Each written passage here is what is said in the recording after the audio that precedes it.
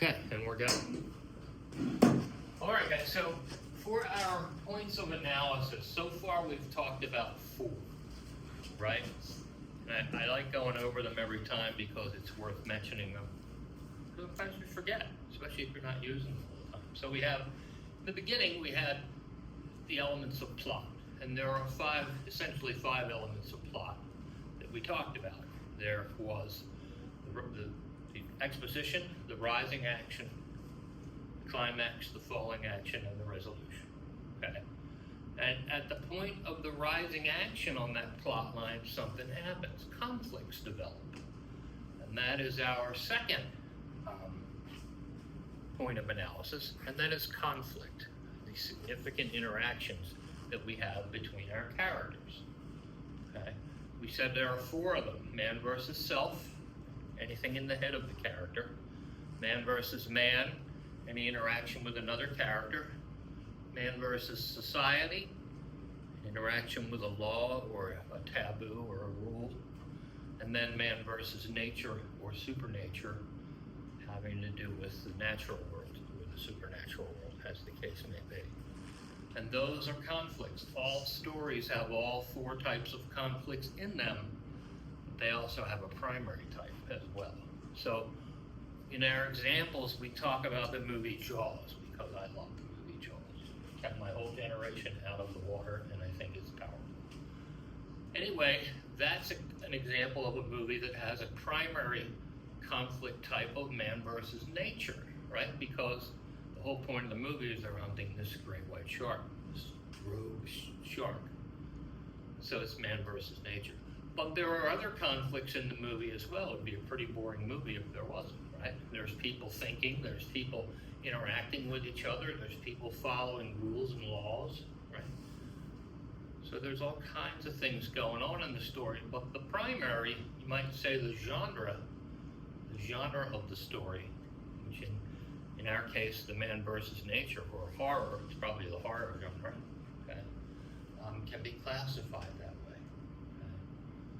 Okay. The third one is character. Okay. Those characters start to develop in the plot line, in the exposition into the rising action. As conflicts develop, we start to really get into the heads of the characters, and we learn about what makes them tick, right? We talked about Maslow, Abraham Maslow's hierarchy of needs, of human needs specifically. And we talked about the 5 levels of Maslow, starting at the base with physiology and moving all the way up to self-actualization. Okay? And we decided that anything the characters do, we can trace the motivation of their actions loosely based on Maslow, right? Maslow was created as a psychological hypothesis, but it works well when we're also talking about characters in fiction, for the simple reason that people are characters. Okay? Plot is life, so there's a parallel to everything that we talk about. Okay? So we talked about Maslow, we talked about what motivates our characters to act the way they act. And then we got into the personality types, okay, where we saw that short video on them comparing our personality types to different birds: the eagle, the hawk, the parrot, and the dove, right? And they were making a comparison of the types of those personalities and how they responded to the COVID pandemic, which I thought was relatively pertinent since COVID's not that old. Okay. So that gave us a look at the personalities behind the motivation, right? So Maslow can tell us what motivated somebody to do something.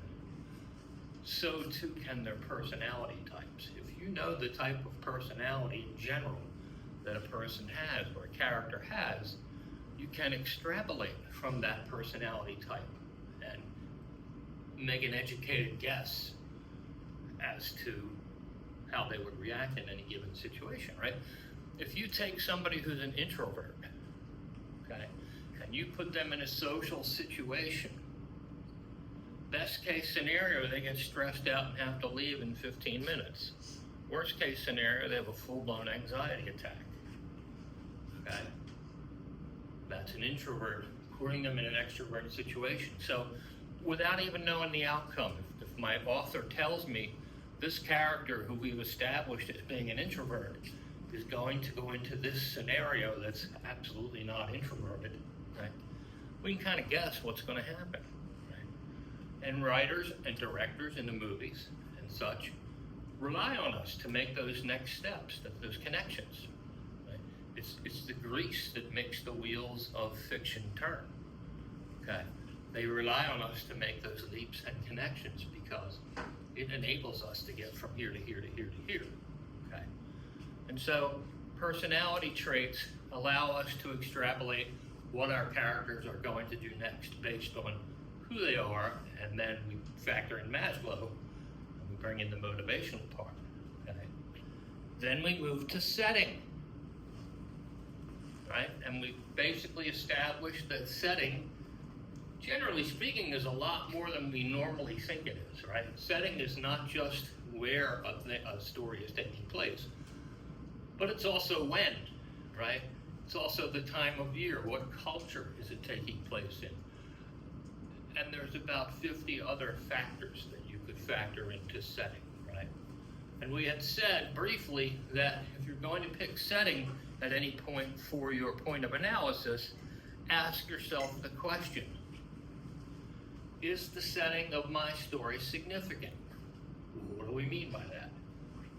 Can that story take place in another setting? Or does it have to take place in the setting that was set up in the story? And if the answer is, no, it has to take place in a certain setting, then you've got a whole thing you can examine. Why, for example, right? And some of them are easily solved, right? A story about a group of Inuit natives and how they make igloos is not going to play well in the Amazon rainforest because there's no ice and igloos in the Amazon. It's too hot. So there's an example of setting and how it needs that setting to work, right? It's a unique setting, so it needs it to work. Right? So now we're moving from setting into a little bit more of the esoteric points of analysis. We're going to talk about symbolism today. Then we're going to add into that point of view. And again, this is all asking the question, is this a factor in my story? Because not everything is going to be a factor, okay? You might get one or two, maybe even three things that play a significant role in your story, but most of the time, you're only going to get one or two, okay? They're not all going to play a factor at the same time, right? So, we're going to talk about symbolism today. We're going to talk about point of view, the perspective, who's telling the story, and does it matter? Right? If you change the narrator or change the person telling the story, is that going to affect any part of the outcome of the story? And if so, now you've got a significant point of analysis to use, the point of view. We're going to look at theme as well, and how theme ties in with symbolism. See, that's symbolism. It's almost impossible, but nice try. A for effort. Good job.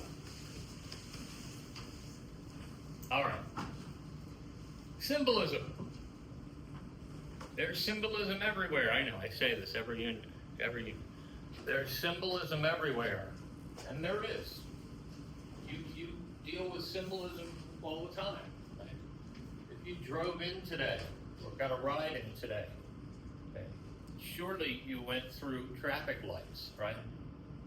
What did you do when you saw a red traffic light?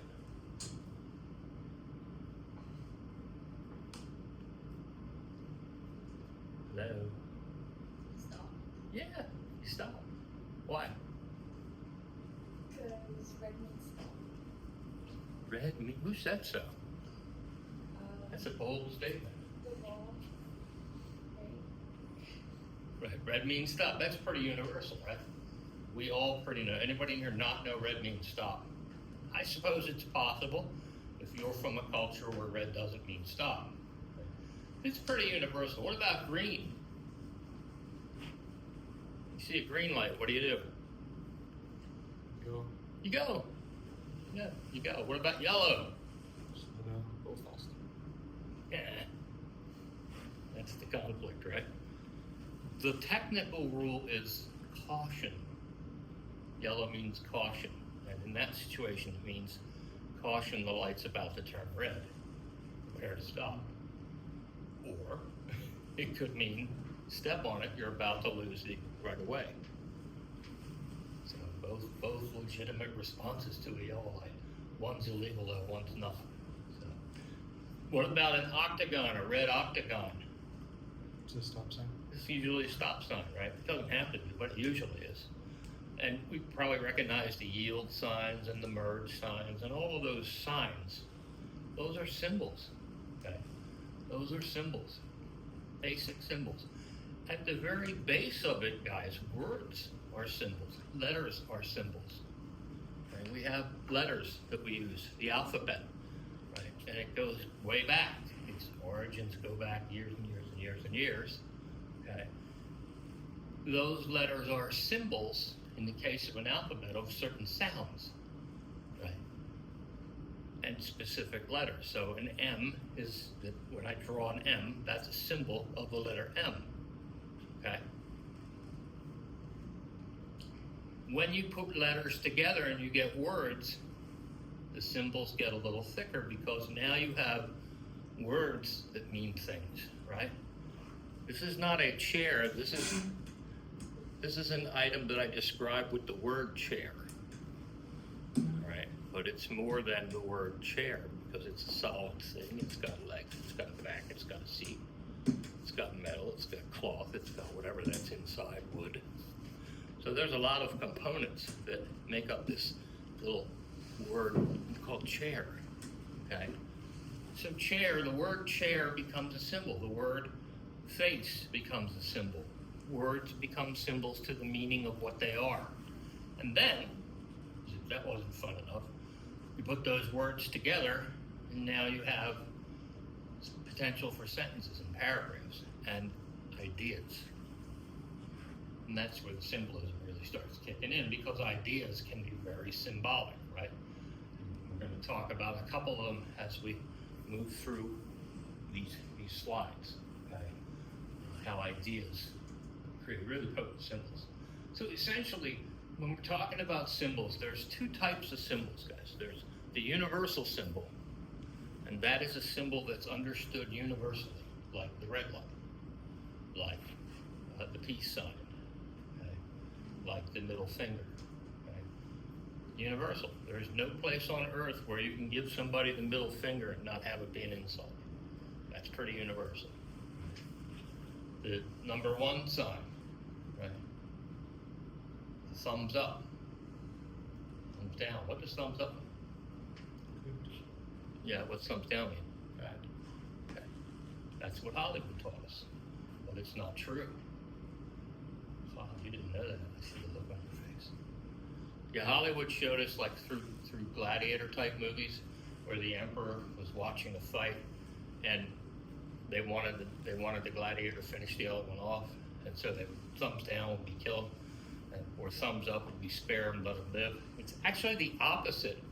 Thumbs down originally meant drop the sword, and thumbs up was originally the symbol for the whole gesture was this, and it meant stick it in his chest. Oh, I was taught that the Roman gesture for minime was this, meaning the sword was sheathed, and this was guero, meaning the Okay. sword was out. I mean, it could have multiple interpretations, absolutely, yeah. But in terms of the okay and the not okay gestures, that's bizarre how symbols get changed around. But those are symbols. Those are universal symbols, in fact. We get them. The white flag of surrender. Pretty universal. It usually means stop, cease fire. Don't shoot me. Right? Imagine the first guy to try that. He probably didn't make it, I wouldn't think. Nobody knew what the hell he was doing. Who's that guy with the white flag? Man. They didn't know what a white flag meant. I guess it wasn't until they actually heard the guy scream and stop that they decided that he's waving a white flag to get our attention, to make us stop. And from that point on, right, spread from that battle and became more popular of a symbol, I would suppose. Everything has its origins. Sometimes it's funny to trace those origins. You ask the questions like, you know, who was the first guy walking down the beach who picked up a clam and decided it was edible? I just can't even imagine. You know, you pick up this thing on the ground, this little creature, and the first thing it does is squirts you. I mean, at what point is your brain going, bite it, eat it? You know, I just can't imagine. At what point was the first person who took a bite of a cow and said that was good? Again, I just can't imagine. It happened at some point. Probably something got struck by lightning and a fire started and animals were killed, and then the primitive man smelled the cooked meat, I guess, and decided it smelled good, let's try it, and took off from there. But everything has its origins. It's kind of cool sometimes to look. Now we have the second type of symbol. It's called the contextual symbol, or the authorial symbol, the word author in there, right? And a contextual symbol or an authorial symbol is a symbol that's given in the context of a story. Inside the story, it means whatever the author told you that it means, or set it up that it means. Generally, they're not going to say, this symbolizes that. They're going to set it up. If the author sets it up, it's good. Outside of the story, it has no meaning whatsoever. It's not a universal symbol. So, for example, the white whale in Melville's Moby Dick, right? Captain Ahab is chasing around this white whale who took his leg early in his career, and he's hell-bent on revenge, and basically he spends his whole life, and ultimately death, hunting this intelligent, spiteful white whale, Moby Dick. So Melville tells us that the white whale is a symbol of obsession. And it becomes obvious when you read the story and you see this poor guy, Ahab. He spends his whole life and career chasing this whale. He's obsessed. Maybe rightfully so. I mean, the thing took his leg, so maybe he has a reason. But maybe not. Maybe it's just an obsession. But that's an example. That's an authorial symbol. Melville set up the white whale to symbolize obsession. Outside of Moby Dick, the white whale doesn't mean anything. It's just a big cetacean. Right? No symbol whatsoever. And there's symbols everywhere, guys. Just because we don't point them out all the time, or maybe you don't notice them, doesn't mean they're not there. And it's for me too, not just you. Right? Even those of us who are quote unquote trained on this stuff, you got to be paying attention, or you're going to miss it. Okay. We've all had those classes where we've had those teachers where we're reading a poem or a short story, and then the teacher will say, "Oh, and that meant blah blah blah blah," and it was the complete opposite of what you were thinking. We've all had those classes. One thing that's kind of cool about symbolism is it's a little bit subjective, especially when you're talking about a universal appeal. Okay? It's a little bit open to interpretation because it's art. And art is supposed to be interpreted, right? When you go to an art museum or an art gallery and you're looking at these paintings on the wall, and some of them look great, and some of them you just can't figure out how they got hung up there. You know, your 4-year-old nephew does a better job, that kind of thing. Okay. And yet you'll have somebody standing right next to you who's willing to pay $10 million for that picture. And you know, you're just standing there scratching your head going, what? I don't get it. You're not supposed to. That's the idea. It's subjective, right? It's like music. We all have different songs that we like. We all have different genres that we like. Right? Some people like country, some people like pop, some people like hip hop, some people like rap, some people like classic rock, some people like metal. You know, everybody's got a different spin on it. It's kind of the way symbolism works because it's art. Okay? Remember that. Any kind of art, guys, whether it's visual, reading, auditory, any kind of art is subjective. It's designed to be interpreted. Don't ever let anybody tell you you don't know what you're talking about because you don't think a piece of art looks nice. It's an opinion, and it's supposed to be. Okay? So these symbols, these are kind of strange symbols, and these symbols, wait till the herd goes by. These symbols evolved over a period of years, beginning with the Underground Railroad of all things, okay? And these were symbols used by travelers to let travelers that were coming by later know what the story was with that residence or that house or those people. So, for example, if the guy who lives there is cranky, that symbol right there meant ill-tempered man lives here. Okay. Owners will give to get rid of you. This is how you know in the first place. An officer of the law lives here. That's what that symbol means. There's nothing to be gained here. That's pretty bad. It's like Yelp. They're like reviewing places to stay. There's quite a few of them too, as you can see. I like this one. A kind lady lives here. That's funny. Doubtful. Good place for a handout. So you can get the idea, especially when I'm reading some of these out loud, that these would be particularly useful for people who are transient, who are on the move, right? Again, started out with symbols used during the move through the Underground Railroad. They would stay at houses and they would code those houses. Eventually evolved to where homeless people and people who were constantly on the move would use them to let people know where they could sleep, where they can get food, where they can get safety, that kind of thing. And so that kind of evolved there. So those are just general, right? Anybody can create something like this.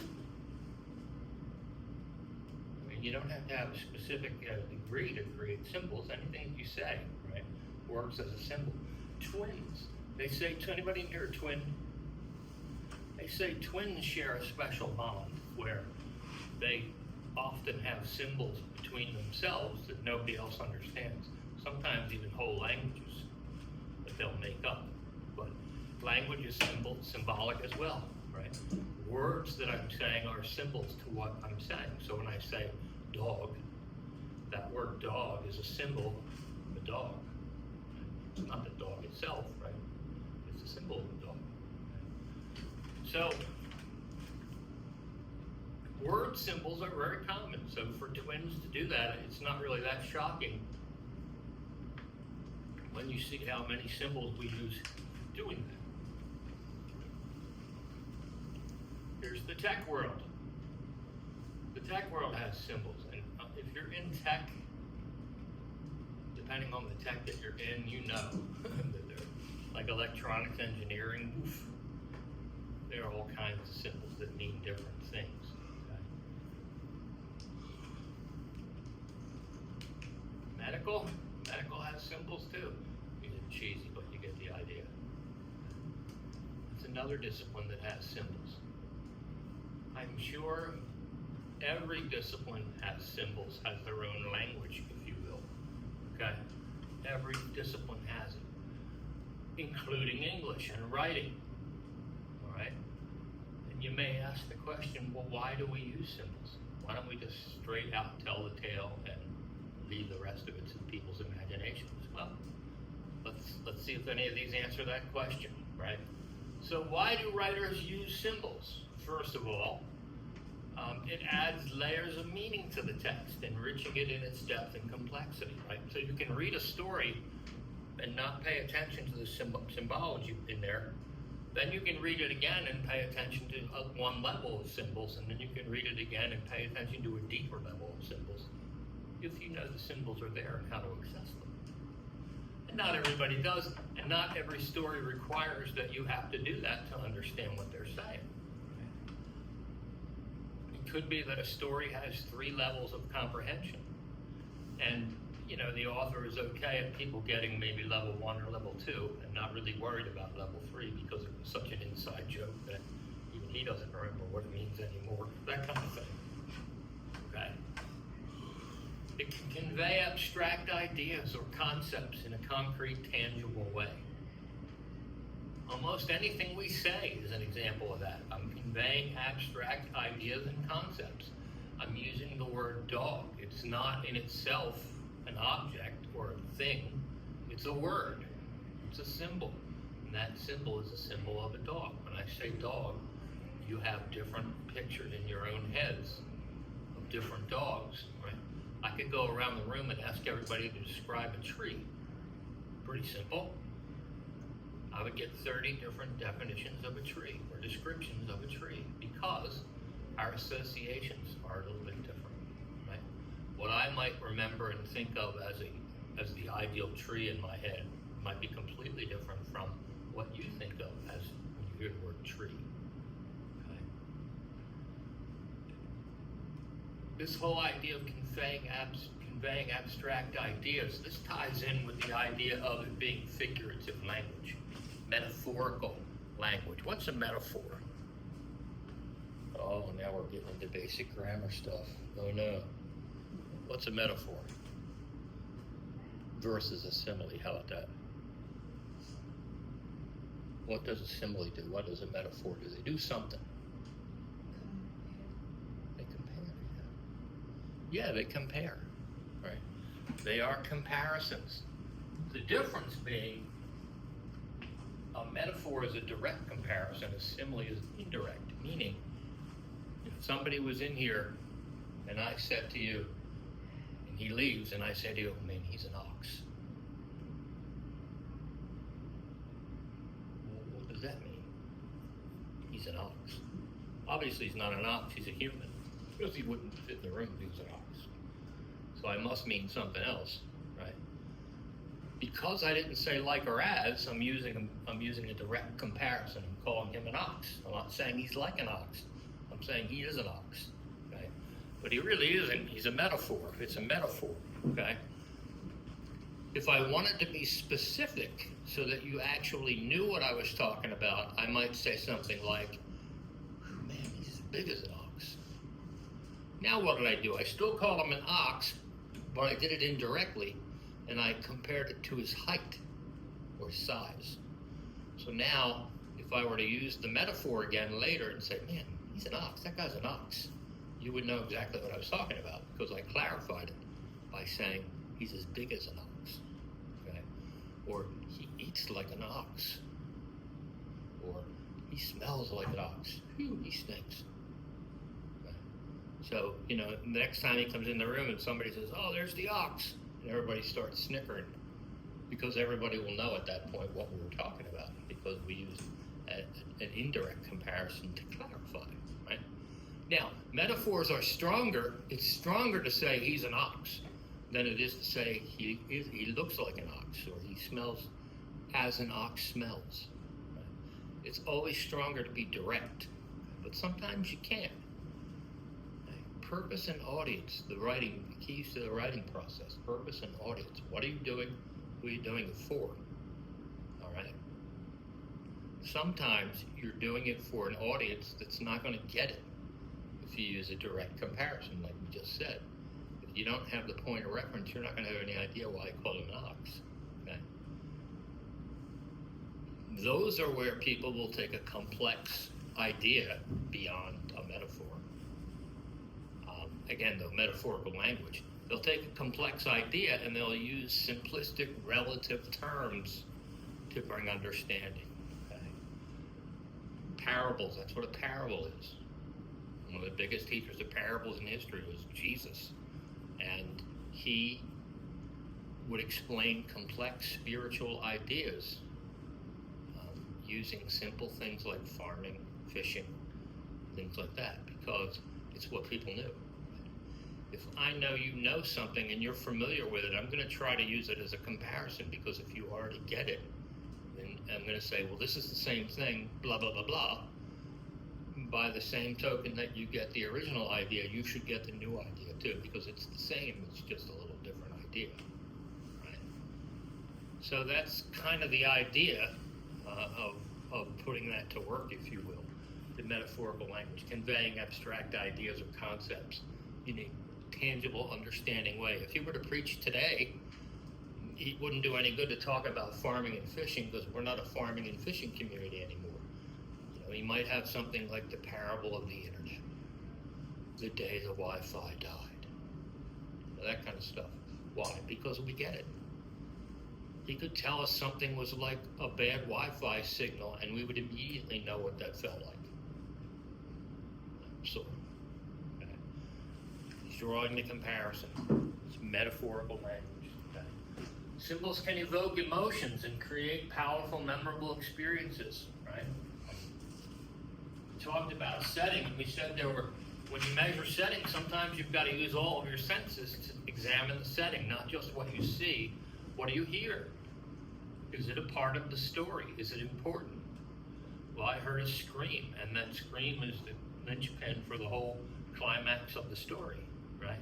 So that scream becomes important, that auditory feedback, right? Smell, taste, touch, all of the senses play a role.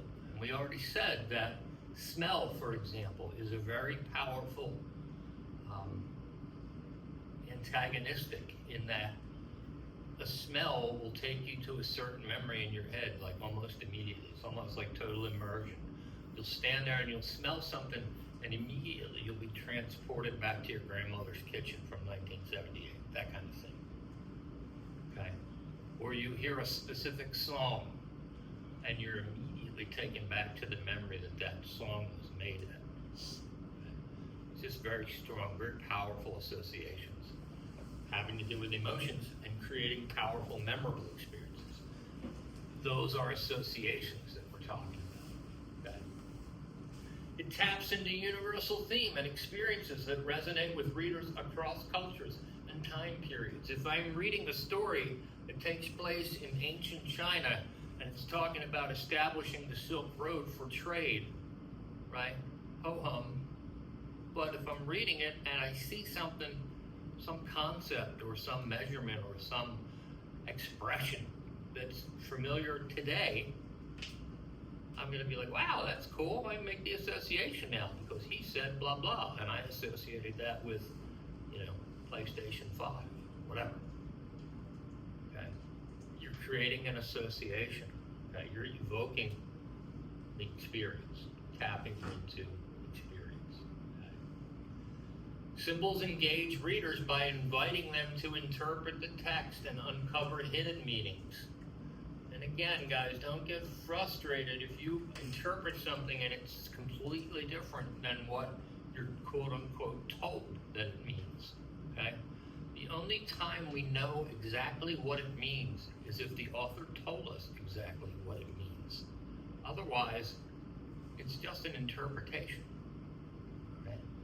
And technically speaking, at the base of it, my interpretation is no more valid than yours is, and vice versa.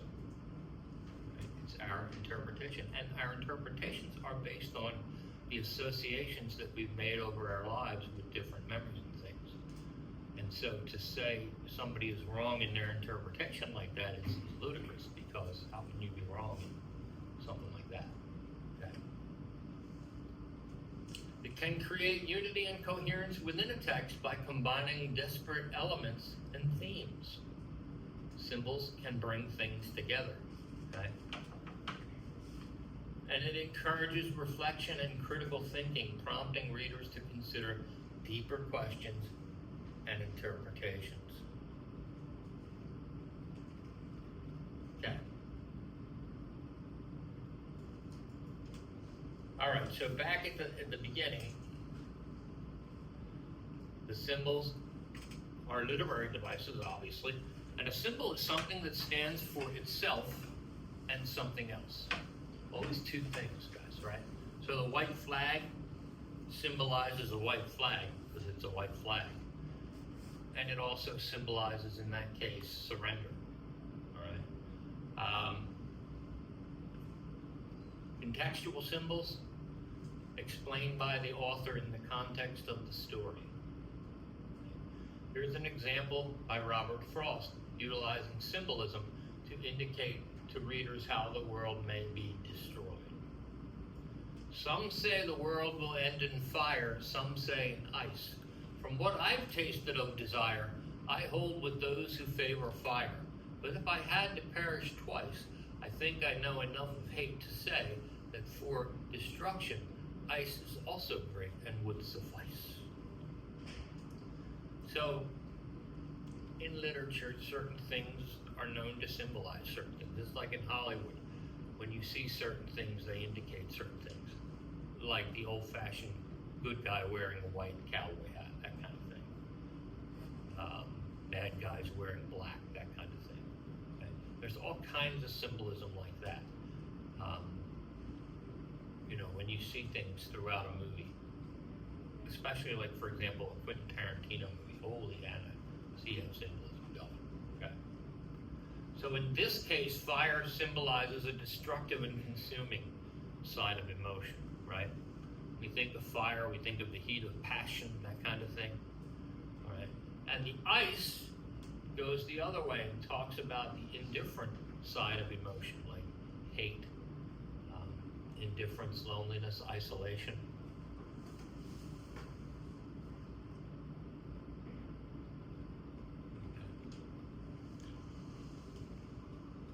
Some more things in life that have symbolism. Rainbow, of course. The original rainbow symbol was a symbol of promise. Okay? It's literally from the scene in the Bible where Noah's Ark, where they find land finally after the flood, and God puts the rainbow in the sky to promise that he will never destroy the world with water again. That's where the rainbow came from. Okay? Roses.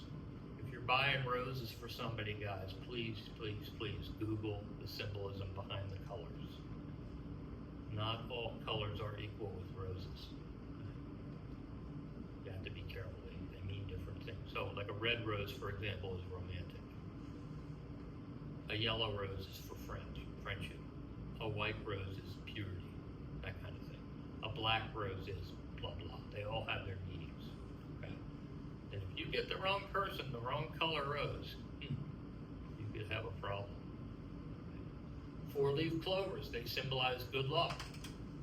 The wedding ring is a symbol of commitment. The circle, right? Red, white, and blue, patriotism. Depending on context, of course. If you're in America, it's, America patriotism. But if you're in France, it's the national colors there too. So they're everywhere. Okay. Green traffic light symbolizes go or proceed. Tree blossoms. Tree blossoms symbolize spring, the spring season. There's all kinds of things around our holidays, our major holidays: Easter, Christmas, Halloween. All of those holidays that are now quote-unquote Christian holidays were placed on the original pagan holidays, on or around the original pagan holidays. So Easter, for example, has to do with, the rising of Jesus, the resurrection, right? Religiously. But symbolically, the Easter egg, the Easter bunny, other symbols of Easter, the basket, all of those things. Those are pagan symbols. When Easter was called Oster, and it was a pagan holiday. And the church was smart, because the church took its new holidays and it slapped them on top of holidays that already existed. So people were already used to getting together and celebrating. Right? So Christmas was Yule, for example. And it was very pagan. Christmas was a very pagan, obviously not Christmas, but the Yule season was a very pagan thing. Halloween, it's supposed to be the feast day of celebrating before All Saints Day, which is November 1st. And they slapped it right there because, it fits the holidays. So that's what they did.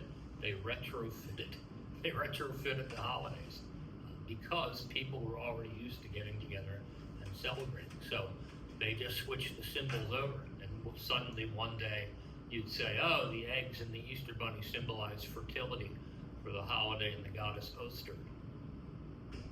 And the priest would say, no, not anymore. Now it symbolizes Easter, and symbolizes the resurrection and rebirth and all that stuff. And so they just took it and they just cobbled it together, basically. And it worked, obviously. Pilgrims' hats, Thanksgiving, the cornucopia, the turkey, all those things symbolize that time of the year, right? Christmas, millions of symbols, Santa Claus, the Christmas tree, reindeer, all of those things are symbols. Okay? The dollar sign, even countries that don't use the dollar sometimes use the dollar sign anyway because it symbolizes money. There's no symbol in the world that symbolizes money like the dollar sign. The image of a shopping cart, you see that on like your Amazon page when you're checking out, right? You put, just like shopping, you put your items in the cart and then you click on the cart and you check out.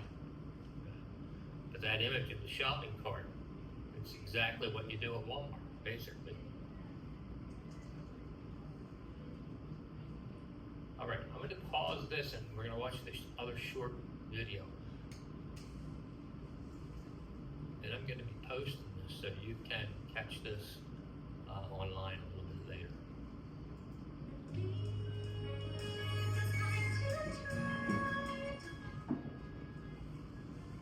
Hello, worthy students, and welcome to tonight's podcast on symbols in literature. So what is a symbol? Well, quite simply, friends, a symbol is just a thing that represents another thing. So something like a flag that represents a concept like freedom. Symbols can actually take the form of objects or people or places or actions, and they actually end up representing qualities or attitudes, beliefs, values. So if you look at this list, symbols are usually concrete objects that actually represent more intangible things like a quality or an attitude. Here's an example of a symbol. The broomstick in Wicked, for example, might represent something like Elphaba's power, her rising self-confidence, or how she is misunderstood. So the concrete object, in this case the broom, represents an intangible quality like power or confidence. Now, you might be asking, well, why is it important to be able to see symbols? Good question. Here's the answer. Because it helps us to see the deeper meaning of the text. It helps us to understand the sort of thematic or scuba diving deepness that exists in all literature. Basically, a symbol is a clue that's left by the author that helps us to determine the theme. And just in case you forgot, the theme is the author's comment on the human condition.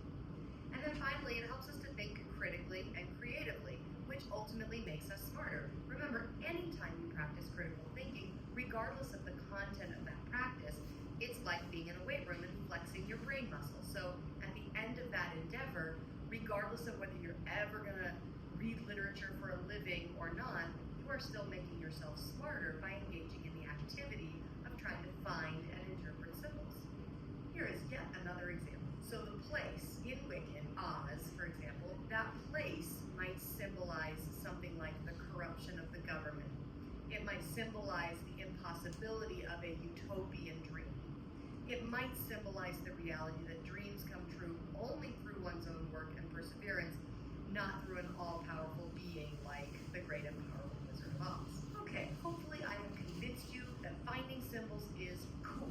So, in the event that that has happened, what you next want to ask yourself is, okay, Ms. J, how do I notice those cool symbols?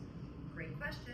Number one, look for the symbol to reappear over and over again. If you have an object or a place or a person that reappears over and over again, that might give you an indication that it might symbolize something larger or more intangible. Here's an example. In Wicked, the color of the two witches' outfits throughout the play, along with frankly their skin color, might serve as symbols, and those colors might symbolize or represent the idea of society's labeling of what is good and what is evil. It might involve the misconception of society, and it might go even further and symbolize the layers of complexity that exist in all people in spite of appearances. Quick example of this. Galinda appears at first to be very one-dimensional. She is brought on stage as if she was the good witch. She is dressed all in white. Everybody loves her. But in watching the play develop, what you learn is that Linda is not at all one-dimensional, and she is not at all only good. Even though she continues to wear light colors throughout the play, you realize that she actually consists of many more layers, a lot more depth. She's definitely a three-dimensional character. She is dynamic rather than being static, even though the clothes they continue to put her in continue to be static colors. And that's why you might ask yourself in the end, well, that symbol doesn't just represent the simplicity of the label, but it might also represent then the misconception of society, that society labels her good and they fail to see the deeper nature of her. And that, frankly, all of us sometimes tend to miss the layers of complexity that exist in all people. And so in this way, her outfit, just like Elphaba's dark outfit and Elphaba's darker skin color, represent some of those more complex ideas. Here's another way to notice symbols. Look for the symbol to be discussed in detail. If something draws your attention to an object, that object might be worth investigating. So if you're reading a novel and you get to a part that they're describing, say, the setting, and you get kind of bored, try to stay focused, because the authors never do that for no reason. They always do it for a reason. And they might be dropping symbols in there, and you'll want to be sure to watch for those clues. Here's an example. In Wicked, the green elixir is a symbol. It comes up more than once. It's also a plot device, frankly. It moves the plot forward. But it symbolizes some other things. It might symbolize the darkness in people's hearts. It might symbolize how actions can actually end up hurting others. And it might symbolize, as it ultimately does for the wizard, regret. Another option in order to notice symbols is to look for a symbol in a title. Here are a couple of titles of classic literature that involve symbols. So To Kill a Mockingbird involves the symbol of the mockingbird and the idea that it is a sin to kill a mockingbird. And that symbolizes the idea that it is a sin to mock, ridicule, or hurt someone who is innocent, someone who only brings happiness or joy to other people. In 1984, that year, 1984, symbolizes kind of the demolition of life as we know it. It symbolizes the overthrow of a just government and instead symbolizes totalitarian rule. And in The Kite Runner, the idea of this person, the kite runner, symbolizes innocence, virtue, goodness, kindness, things like that. Okay, so once you have learned how to notice symbols, the next step you need to take is the ability to interpret or understand what those symbols represent. And here are a couple of ideas for how you can do that. Number one, start by considering the qualities of the object that is being symbolized. For example, the broom in Wicked. Well, let's think of the qualities of a broom. Brooms are used to clean or to transform a room from one condition to another. Brooms empower people to change their surroundings. And finally, brooms serve as an aid or a support. Okay, so once you've considered the qualities of your symbol, the next step is to apply those qualities to the context in which they're being used. So it is not enough to say, brooms clean things. You have to then look at how that broom is being used in the context of the story. So for example, in Wicked, the broom is used to transform Elphaba from one condition, in this case powerless and stuck, to another condition, which is powerful and free. It empowers Elphaba to change her surroundings. Literally, physically, it allows her to fly out of that room and escape the wizard's clutches. And finally, it serves as an aid or a support to Elphaba. Again, physically, it supports her body and allows her to escape what might be a horrific end. Once you are done with those two steps, the final step is to consider how that symbol illuminates the theme, which again is the author's comment on the human condition. In this case, the broomstick helps to illuminate Elphaba's power. It makes Elphaba physically rise, which might represent her rise in self-confidence. And finally, you can consider that the contrast between what we know of wicked witches that usually fly around in brooms and what we know of Elphaba forces us to think about the ways in which we misunderstand others based simply on appearances. So the broomstick in this case then represents misconception. And all of that leads us to the author's